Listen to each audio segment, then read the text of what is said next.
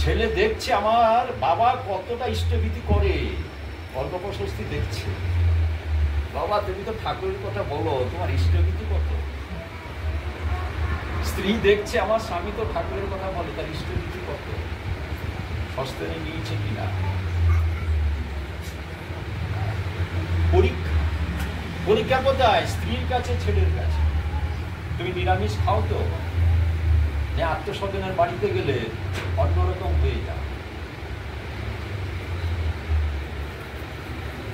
তুই যদি তোর গুরুকে নিয়ে চলতে নারিস ফাঁকা, তোকে নিয়ে চলছে যারা তারাও হবে ফাঁকা।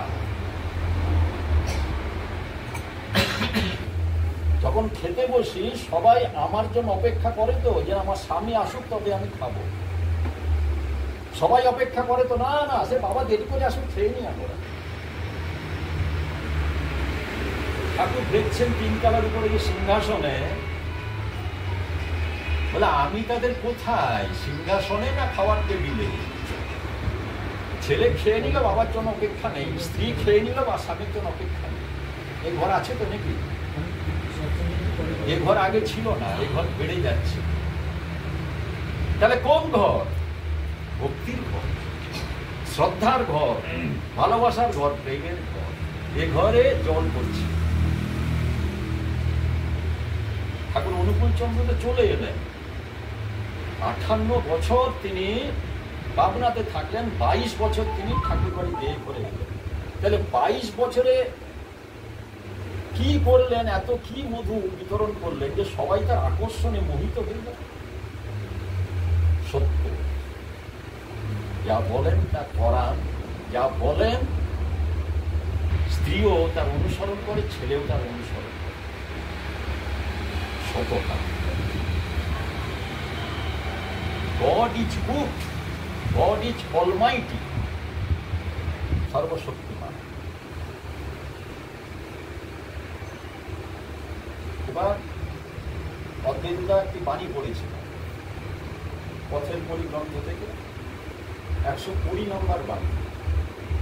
ঠিক যেন তোমার শ্বশুর, শাশুড়ি, স্বামী, দেবর, ননদ ও সমীপবর্তীদের প্রতি সম্বন্ধ যেমনতর বাক্য ও ব্যবহারে ফুটাইয়া তুলিবে, তোমার সন্তান সন্ততির প্রকৃতি তেমনতরই পরিণতি লাভ করিবে। তাই তোমার টান এবং কর্তব্যের প্রতি বিশেষ নজর রাখিও। বাণী সংখ্যা 120। আবার বলছি, ঠিক যেন তোমার শ্বশুর, শাশুড়ি, স্বামী, দেবর, ননদ ও সমীপবর্তীদের প্রতি সম্বন্ধ যেমনতর বাক্য ও ব্যবহারে ফুটাইয়া তুলিবে, তোমার সন্তান সন্ততির প্রকৃতি এই জায়গা তেমনতরই পরিণতি লাভ করিবে। তাই তোমার টান এবং কর্তব্যের প্রতি, দুটো কথা,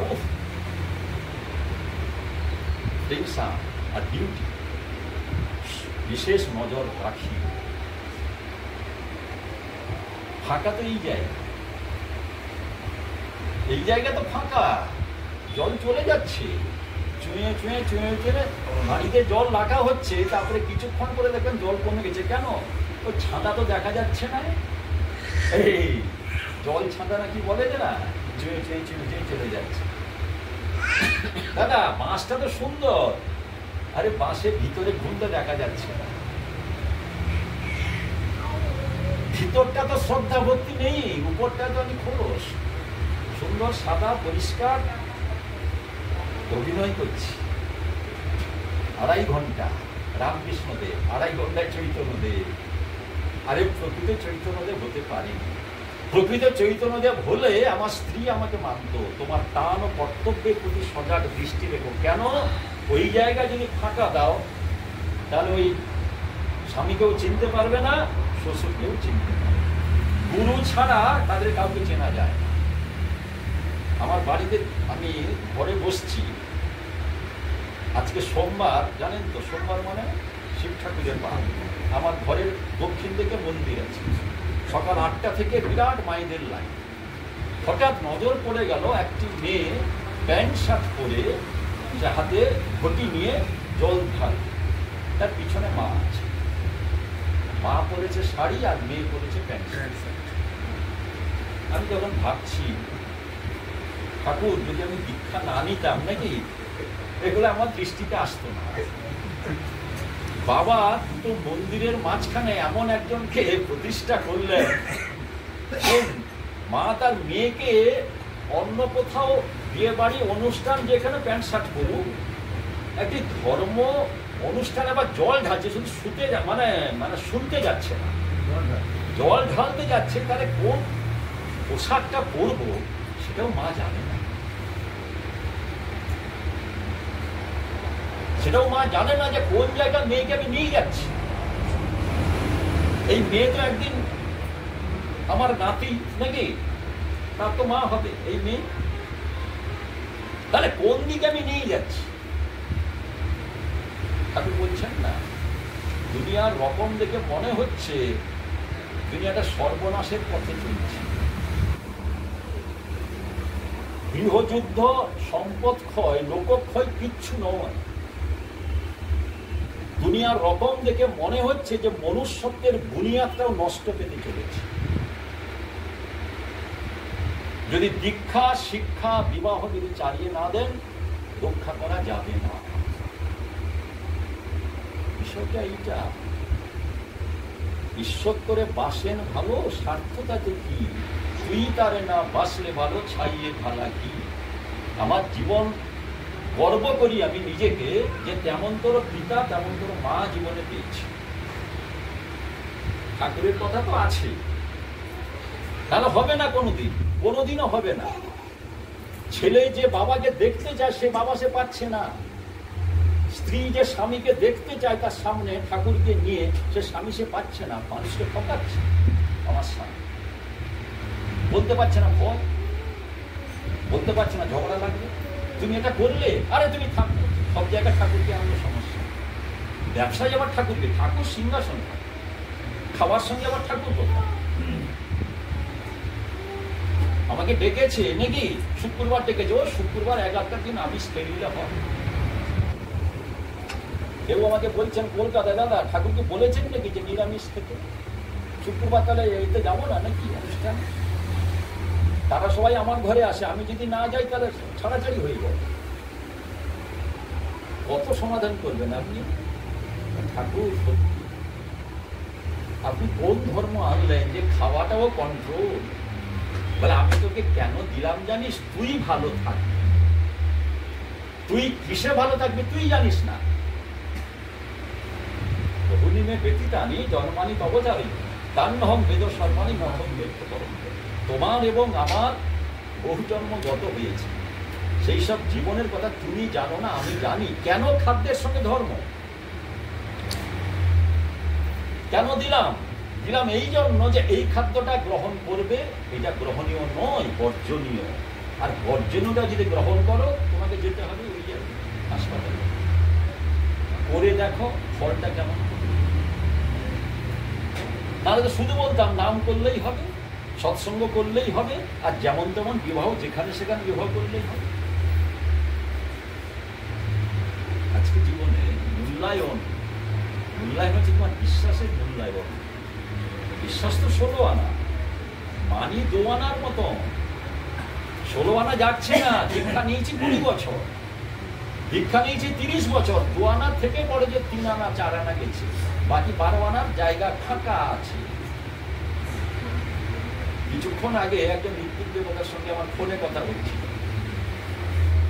আমি মানুষকে আপনি চিনতে পারেননি, বয়সটা হয়ে গেছে অনেকটা। কেন না আপনাকে উত্তর দিক থেকে কেউ হেলিয়ে দিচ্ছে, আপনি দক্ষিণ দিকে চলে আসছেন, এখনো চিনতে পারেন। কেননা বৃত্তি প্রবৃত্তির উপরে উঠতে পারেন। বৃত্তি প্রবৃত্তির যে কামড় বাঘের মতন, একটা কাম ক্রোধ লোভ মোহ মত আশ্চর্য, একবার বাঘের মতো, ওই জায়গা থেকে বেরিয়ে আসতে পারেনি। তাই কাছে থেকেও তুমি আজ রয়ে গেছো। ছেলে আপনার কাছে আছে কিন্তু দূরত্বটা অনেক। ছেলে আমার 1 হাত দূরে আছে কিন্তু মনে হচ্ছে 200 কিলোমিটার দূরে আছে। কেন? অন্তর থেকে ফাঁকা।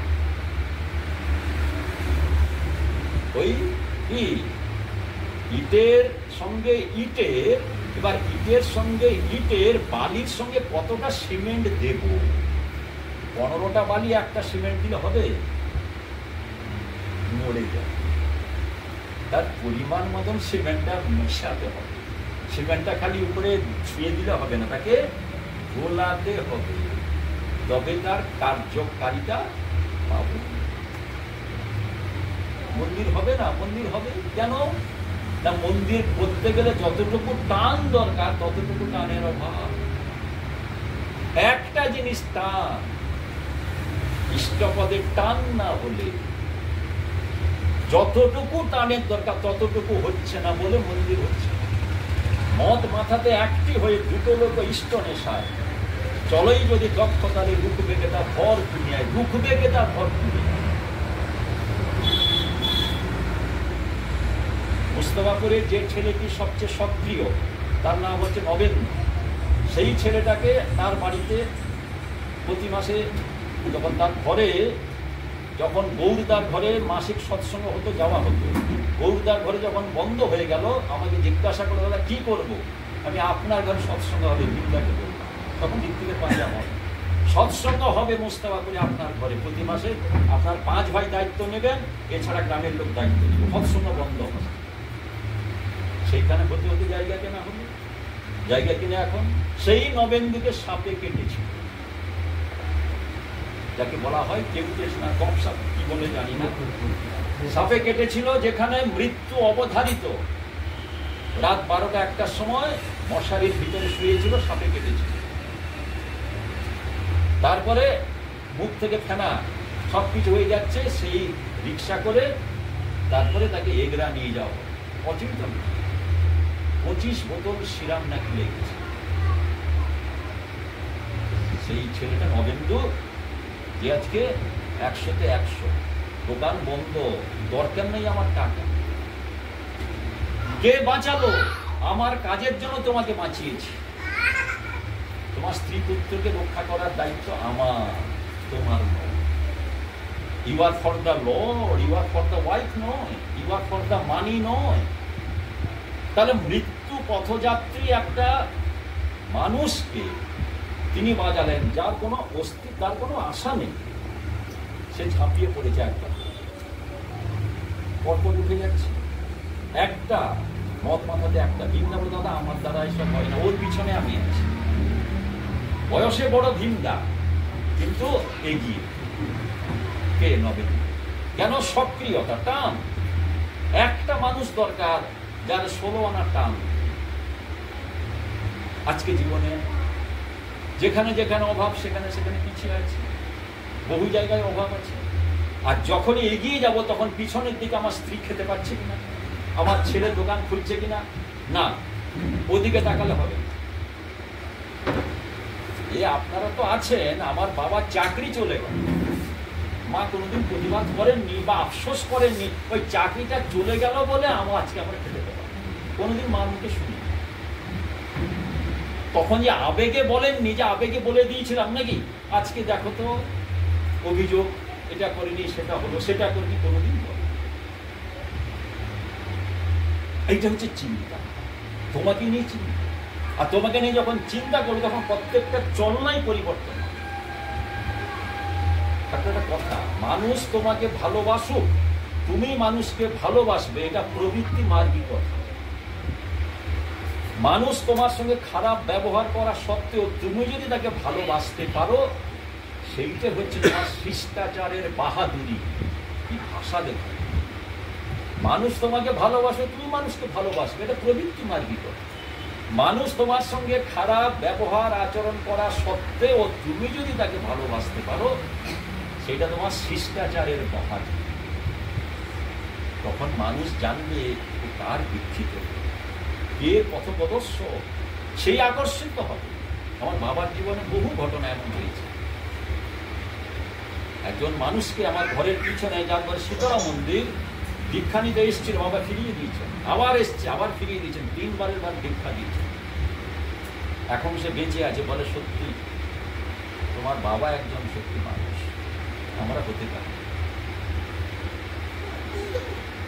দীক্ষা নিলে ওনার কাছ থেকে দীক্ষা নিব আমার মনের ইয়ে ছিল। সে ব্রাহ্মণের অনেক তো ঋত্বিক আছে, বলে ঋত্বিক অনেক আছেন কিন্তু মানুষ কম, যে তাকে নিয়ে পাগল।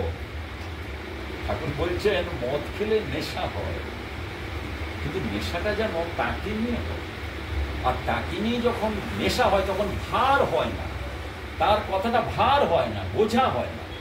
নিরামিষ খাবো, হ্যাঁ খাবো, সস্তনি নেবো, হ্যাঁ থাকুনি পাতা খাবো খাবো, বিয়ে তার মতন করবো, হ্যাঁ কোনোটা ভার নয়। তুমি যত দফা বলো সব আমার জন্য, আমার ভালোর জন্য, আমি যেন মেনে নিতে পারি। আর না দাদা এটা কিছু বাদ, এটা কিছু বাদ, এটা কিছু এগিয়ে, এটা কিছু পিছিয়ে, তাহলে জীবনে দেখবেন এগাতে পারছি না, পাঁজা দেখাচ্ছি, দু হাত পিছাচ্ছি। স্ত্রীকে দেখে স্বামী উঠছে, ছেলেকে দেখে দাদু উঠছে, নাতিকে দেখছে দাদু উঠছে। কেন উঠছে না? দাদু যেটা পারেনি নাতি সেটা পারলো। কেন? সক্রিয়তা। ভাবে, বলে, কি করে না, পাওয়া তার ঘটে না। ভাবছে, বলছে সুন্দর কথা, কিন্তু করে না, পাওয়া তার ঘটে না। তোমার চলন বলন এমন হবে বিশ্ব ভুবন চেয়ে রবে। কি বাণী? তোমার চলন বলন এমন হবে বিশ্ব ভুবন চেয়ে রবে। আবার কি? আচার ব্যবহার হবে যেমন ঈশ্বর মঞ্জুর করেন তার তেমন। এই দুই লাইনের পানিটা চিরদিন। আচার ব্যবহার হবে যেমন ঈশ্বর মঞ্জুর করেন তার তেমন। বিয়ে তো হয়ে গেল, শ্বশুর বাড়িতে আমার ঠাকুরকে নিয়ে যাচ্ছি, দাদা তার ঘরে কেউ দীক্ষা নেয়।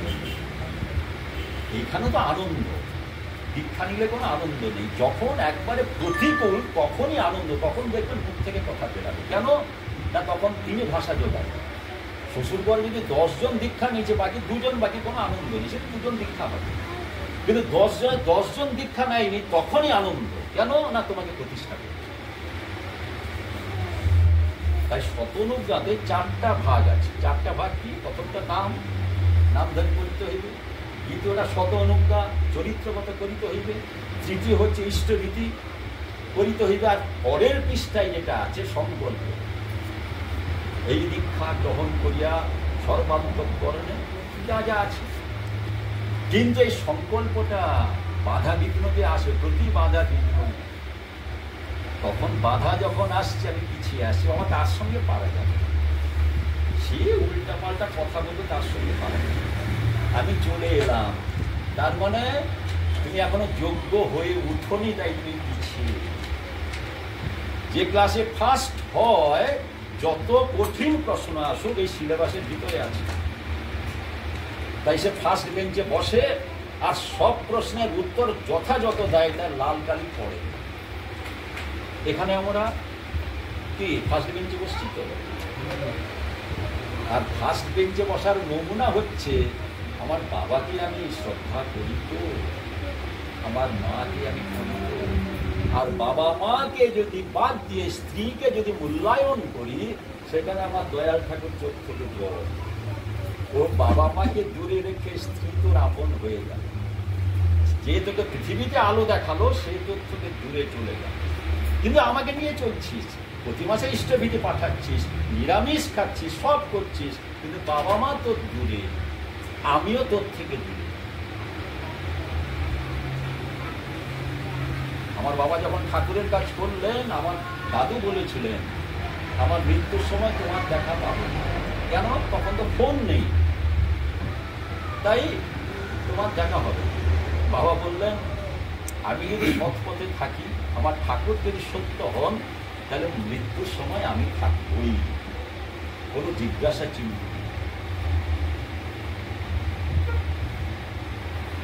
যত দূরে যত সাল দূরে হবে আমি থাকব। গ্রামের মানুষকে বলতে শুনেছি তোমার ঠাকুর সত্যি সত্য। কেন? তোমার মুখের যে কথাটা যে বেরালো, এই কথাটা কেন না? বিশ্বাস, বিশ্বাস, নির্ভরতা, আত্মত্যাগ।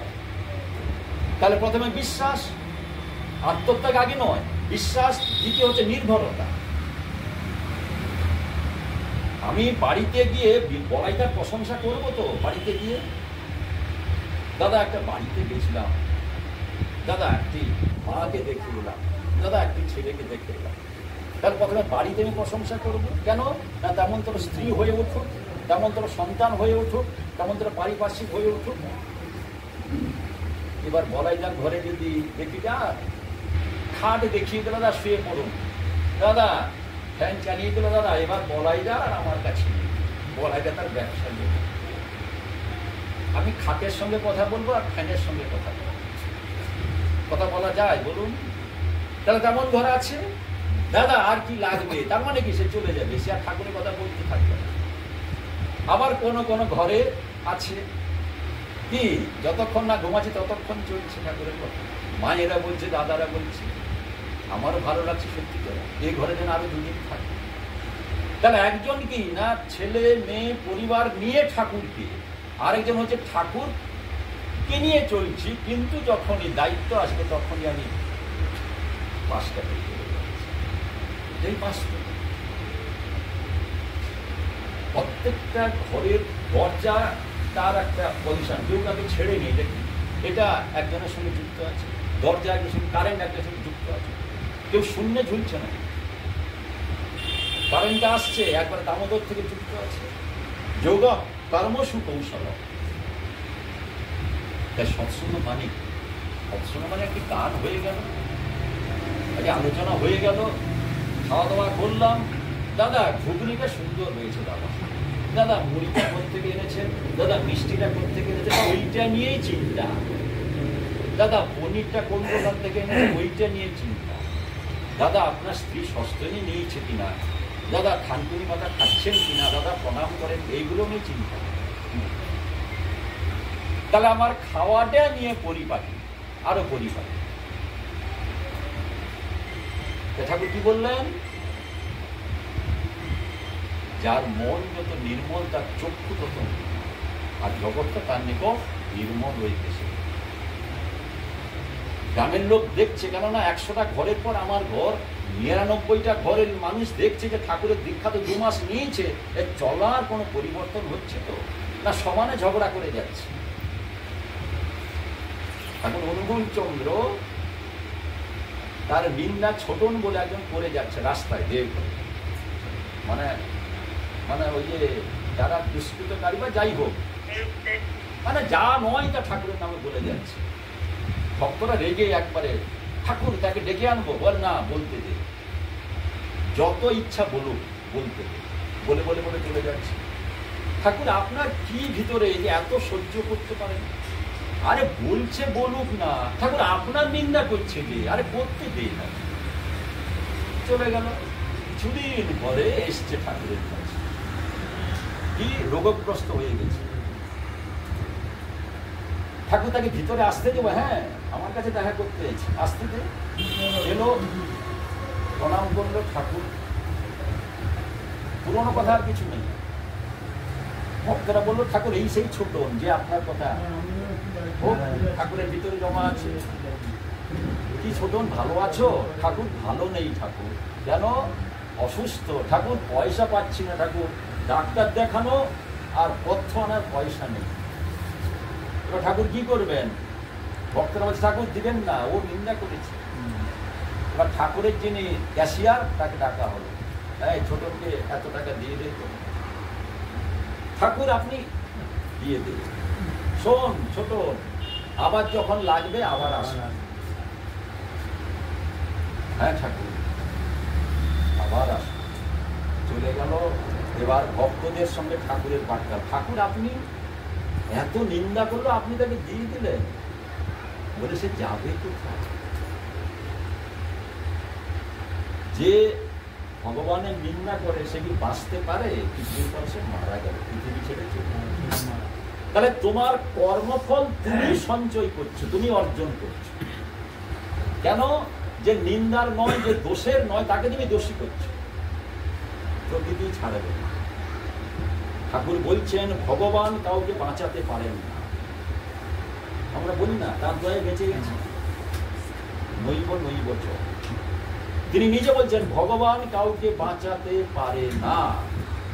ভক্তের ভগবানের প্রতি টানই ভক্তকে বাঁচায়। ভক্তের ভগবানের প্রতি টানই ভক্তকে বাঁচায়। দ্রৌপদী কে বাঁচালো? দ্রৌপদীর টান, পঞ্চপাণ্ডবের টান। এবার টানটা আসবে ভালোবাসা। Love me and follow me. শুধু লাভ মি হলে হবে না, ফলো। যেটা আমি বলবো সেটা তুমি করবে। তাহলে ভক্তরা করবে। ঠাকুর বলছেন কি, যে বড় ভোকা আমার সন বাই বার্থ নয়, সন বাই কালচার। এই যে কালচার, ঔরস জাত নয়, কৃষ্টি জাত সন্তান। আজকে আমরা পরিবারটাকে যেন ওই কংক্রিটের মতন তৈরি করি। এমন ইষ্টবিধি করবো, ছেলে যেন গর্ব অনুভব করে, সত্যি বাবা তো যা বলে তা করে। এমন যাজন করবো নাকি, সেও যেন ভাবে, বলে যে সত্যি দীক্ষা নিয়ে আমার উন্নতি হয়েছে। সেও তার বন্ধুকে এই কথা আমি, বাবার প্রশংসা করবে বন্ধুদের কাছে, মায়ের প্রশংসা করবে। বাবা কিচ্ছু করে না, চাকরি বাকরি ব্যবসা কিছু করে না, কিন্তু বাবার প্রশংসা কেন?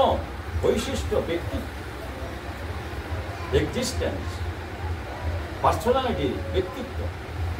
সেইটাই, চাকরি বাকরি টাকা পয়সা দরকার নেই, আপনার ব্যক্তিত্ব, সততা।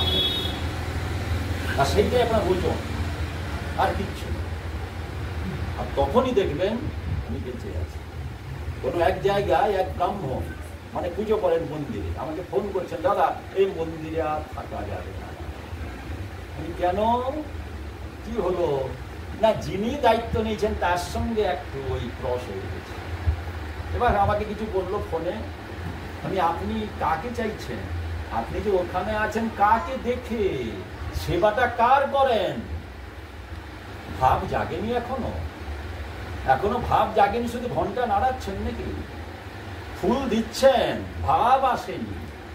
চিরদিন ওইখানে থাকবেন, যে যা বলুক আমি তোমার পুজো করি। পুজো মানে কি? ফুল দিয়ে, দুর্বা দিয়ে, তুলসী দিয়ে, বেলপাতা দিয়ে। পুজো মানে বর্ধন, বেড়ে চলা, অস্তিত্বের বিকাশ, ভক্তির বিকাশ, বিশ্বাসের বিকাশ, সব জায়গায় বিকাশ, বর্ধনা। বিশ্বপ্রভুর হয় না পূজা ফুল তুলসী গঙ্গা জলে, অনুশীলনী কৌশল ছাড়া জ্ঞান হবে না।